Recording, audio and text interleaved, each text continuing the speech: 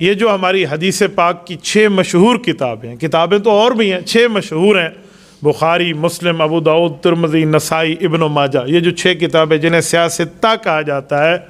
یہ سیاستہ جو ہیں ان کے مرکزی راوی ہیں، روات میں، راویوں میں ان کا نام موجود ہے امام زین العابدین کا۔ کئی روایتیں ان کی اس میں بھی ہیں، ان کے علاوہ بھی ہیں۔ جو احادیث پاک انہوں نے اپنے والد محترم حضرت امام حسین رضی اللہ تعالیٰ عنہ سے سنی تھی، یا انہوں نے حضرت عائشہ صدیقہ رضی اللہ تعالیٰ عنہ سے سنی ہے، حضرت جابر سے سنی ہے، حضرت ابو ہریرہ سے سنی ہے، مختلف صحابہ کرام کے شاگرد ہیں۔ آپ اگر روایات اٹھائیں تو اصح الاسانید اہل بیت کے نام پہ ایک سند ملتی ہے،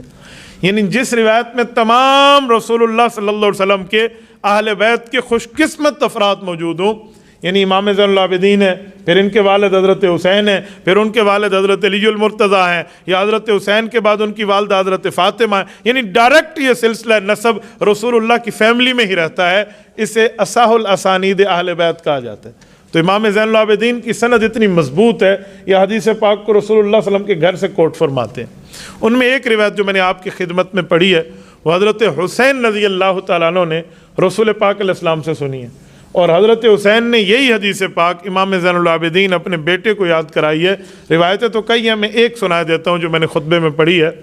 حضرت امام زین العابدین فرماتے ہیں میں نے اپنے والد حضرت حسین سے سنا کہ حضرت حسین فرماتے میں نے اللہ کے رسول سے سنا، من حسن اسلام المرء ترکہ ما لا یعنی، فرمایا کوئی مؤمن چاہتا ہے کہ میرا مذہب اسلام خوبصورت بن جائے، میرا مذہب اور میرا دین خوبصورت بن جائے، تو اسے چاہیے کہ فضول باتیں، لا یعنی کی باتوں سے اپنے آپ کا دامن چھڑا لے۔ اگر اپنا دامن یہ فضول باتوں سے، فضول کاموں سے، جس کا تعلق نہ دنیا سے نہ آخرت سے، جس کا تعلق نہ ضرورت سے نہ حاجت سے، جس کا تعلق نہ قبر سے نہ اس کا حساب کتاب سے، خواہ مخواہ کی، جس کو ہم کہتے ہیں پانی دی مدھانی لگی بیٹھی ہے، کوئی فائدہ کو نہیں، ایسی فضول باتوں میں لگے ہوئے ہیں، تو ان باتوں سے اپنے دامن کو چھڑا لیں۔ فرمایا ایسے مؤمن کا ایمان خوبصورت بن جائے۔